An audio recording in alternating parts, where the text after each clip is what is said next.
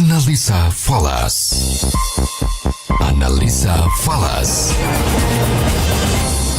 Ya, mitra bisnis, saat ini kita masuki sesi analisa falas dan untuk itu saya Beni Rahmadi akan berbincang bersama dengan trader dan analis pasar uang Bapak Rio Lee. Selamat sore Pak Rio. Selamat sore Mas Beni. Oke Pak Rio, kalau kita pantau hari ini memang indeks dolar masih bertengger di atas angka 104. Meskipun di realisasinya sore hari ini ada kecenderungan untuk turun ke bawah dari level tertingginya di 104 poin berapa ini ya? 104.197 sebelumnya Pak ya. Nah, kira-kira apa Pak faktor yang mendrive pergerakan indeks dolar ini? Karena hari ini kelihatannya juga minim sentimen ini Pak yang bisa kita pantau dari pergerakan market Amerika Serikat. Iya, kalau kita lihat pergerakan sekarang memang sangat tipis ya, baru 0,09%. Dan kebetulan juga hari ini kalau saya tidak salah itu hari libur di Amerika. Iya, Labor Day ya Pak. Ya, Labor Day. Jadi ya memang seperti ini karakteristik dari US dollar. Kalau Amerika libur cenderung akan bergerak relatif kecil ya, sampai dengan paling tidak membuka market lagi besok. Tapi karena kondisi libur sedikit kita coba ulas minggu lalu. Yeah. Kalau kita melihat minggu lalu dolar ada penguatan tipis dari minggu sebelumnya itu sekitar 0,15% ya. Yeah. Kemudian tapi kalau kita lihat dari pergerakan kenaikan dolar yang 15%, kalau kita lihat dari pergerakan hariannya, penguatan itu terjadi di akhir pekan. Nah, kalau Mas Beni masih ingat di minggu lalu, sebenarnya pola gerakan minggu lalu, pergerakan di minggu lalu ya, itu sudah kita coba prediksikan, memang kurang lebih akan seperti itu. Di awal pekan sebelum terjadi non-farm payroll dengan harga kenaikan yang sudah cukup tinggi, maka ada kecenderungan orang taking profit. Jadi ada penurunan. Kemudian setelah non-farm payroll keluar, dolar kembali menguat lagi.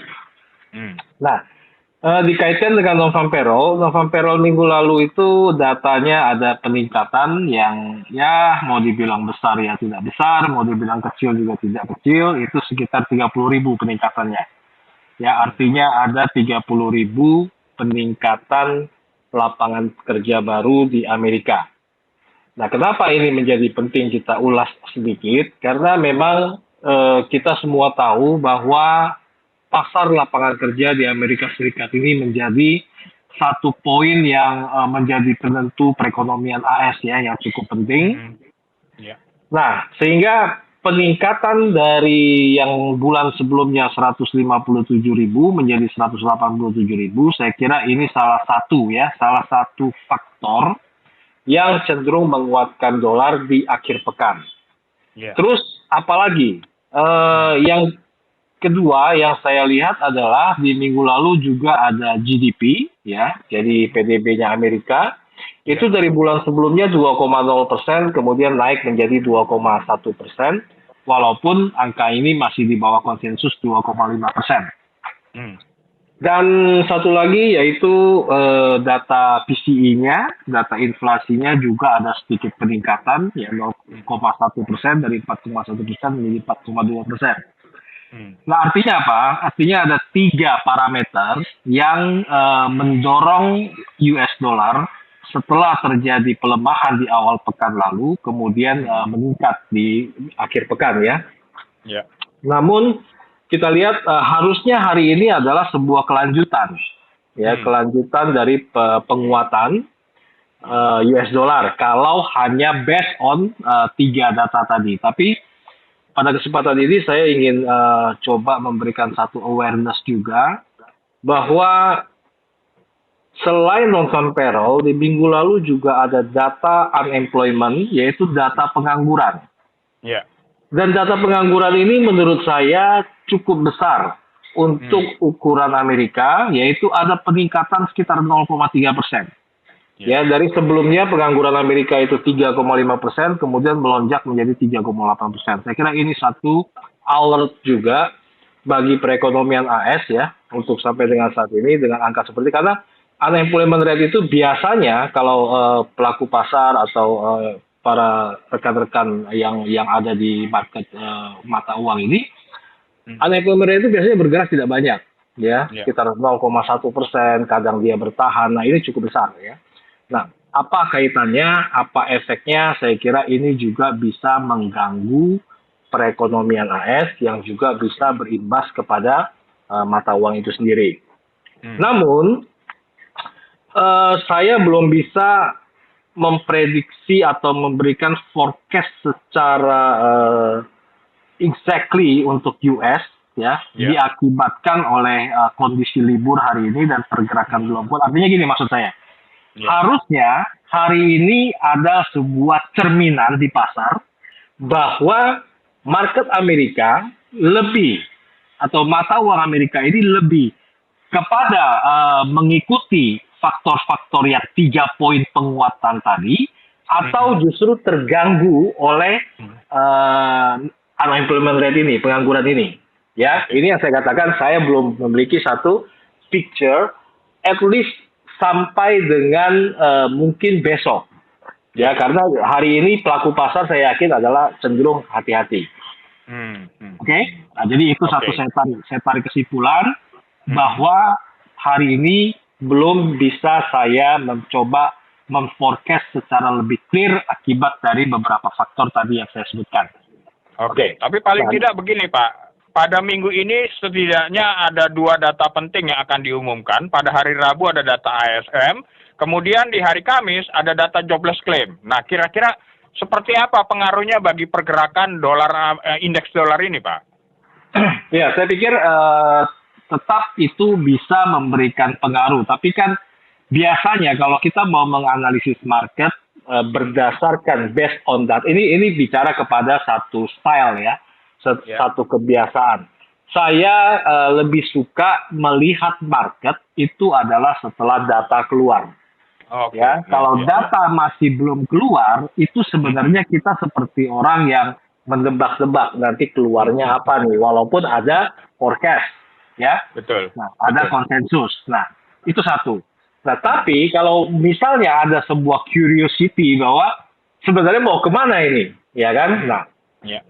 Disclaimer, ini adalah personal view, jadi pendapat saya secara pribadi. Saya masih melihat dolar masih ada potensi untuk menguat di minggu ini. Ya. Nah, kenapa menguat? Karena kalau kita bicara koreksi, kemarin sudah terjadi. Ya, bahwa minggu lalu di awal pekan itu sudah terjadi koreksi, kemudian terjadi pembalikan. Nah, pembalikan ini saya pikir adalah sebuah harga kan sudah cukup tinggi. Harga sudah cukup tinggi, kemudian harga terjadi pembalikan ke atas, maka saya kalau boleh mengukur sedikit power, saya ingin katakan bahwa powernya masih ada. Plus, ya seperti saya katakan tadi, plus jangan lupa bahwa pengerek untuk market US dollar ini adalah tetap isu suku bunga. Isu suku bunga itu tetap terkait dengan masalah inflasi. Nah, minggu lalu, data PCE menunjukkan bahwa angka inflasi masih nambah, jadi belum berkurang. Nah, itu yang mendasari keyakinan saya bahwa kalau ditanya kemana kira-kira USD dalam minggu ini, saya secara personal masih memegang bullish. Tapi, untuk sebuah rekomendasi action di market, khususnya yang belum melakukan transaksi, maka saya lebih condong adalah menyarankan untuk kalaupun mau mengikuti tren ini, yaitu tunggu market terjadi koreksi, lalu lakukan action buy untuk US dollar. Ya, nah paling tidak support dan resistennya bisa digambarkan nggak nih Pak, untuk indeks dolar sendiri Pak? Oke, sebentar ya. Saya lihat catnya dulu. Nah, kalau misalnya ada terjadi koreksi dari DXY ya, ingat dari DXY. Tapi mungkin sedikit informasi, DXY ini adalah itu data rata-rata dari satu sekeranjang mata uang yang berlawanan dengan US dollar, tapi komposisinya ini tidak balance. Memang didominasi oleh euro, ya, yang memakan kalau saya tidak salah sekitar 50 sekian persen untuk data euro sendiri berbanding US dollar. Tapi oke lah, itu kita kesampingkan sedikit. Nah, kalau ditanya kepada saya, di titik berapa koreksi yang terbaik untuk misalnya kita mau melakukan action buy, saya menyarankan pada saat indeks dolar itu menyentuh angka sekitar 103,8. 103,8 ya Pak ya? Betul. Sekarang angka ada di 104,0. Nah, jika ada koreksi market sampai dengan 103,8, saya pikir itu sudah bisa mengambil action buy USD, ya terserah mau melawan mata uang mana kan gitu. Ya, karena ada potensi USD setelah koreksi sampai di sana ada terjadi mental karena itu adalah titik support. Nah, tapi kalau bisa terhadap euro, bisa terhadap sterling berarti ini dalam hal ini Pak ya? Yes, ini good question.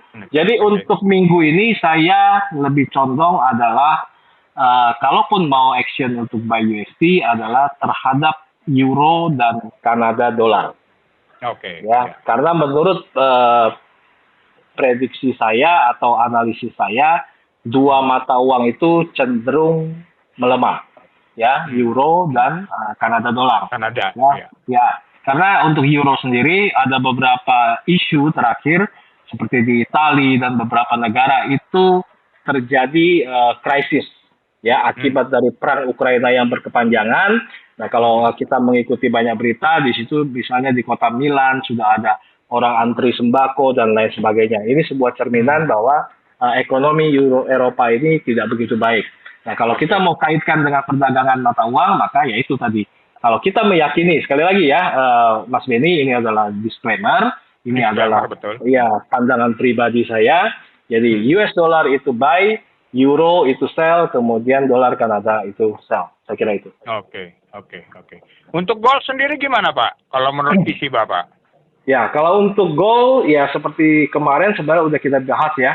Ada sebuah anomali korelasi ya. Jadi yang seharusnya dolar menguat, gold itu terjadi penurunan, ini tidak terjadi. Sebaliknya gold justru ada kenaikan. Dan kenaikannya bahkan cukup besar ya. Itu sekitar 1,25% kenaikan dari gold. Nah, pertanyaannya kan kenapa ya bisa terjadi seperti itu? Ya, saya pikir yang tadi saya katakan ada beberapa negara yang saat ini dalam kondisi tidak baik-baik saja, ya. Jadi kondisi termasuk sentimen nuklir di Jepang Pak masih ya mempengaruhi. Betul, itu masih pengaruh walaupun sudah mulai adem ya.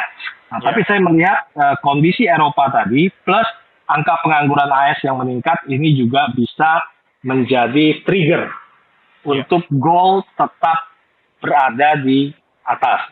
Nah, tapi apakah kenaikan gold ini akan melesat secara tajam ke atas? Saya kira tidak. Ya, saya kira tidak. Market gold saya pikir akan ada koreksi dalam minggu ini yang mungkin cukup rendah ya. Saya coba untuk memberikan angka di support 1937. Support 1. 1937 ya Pak. Oke. Ya, kemudian di support 2 itu di 1929. 1929. Okay. Ya, saya kira dua angka itu kalau sudah tersentuh dan ada gejala rebound, saya pikir itu bisa dijadikan momen untuk entry buy di market gold. Saya pikir itu. Oke. Baik. Baiklah, kalau begitu Pak Rioli, terima kasih loh Pak atas informasi berharga yang telah Bapak sampaikan dan pastinya sukses selalu untuk Pak Rioli. Ya, sama-sama Pak.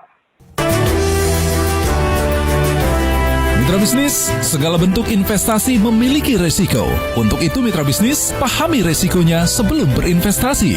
Jadilah investor yang bijak.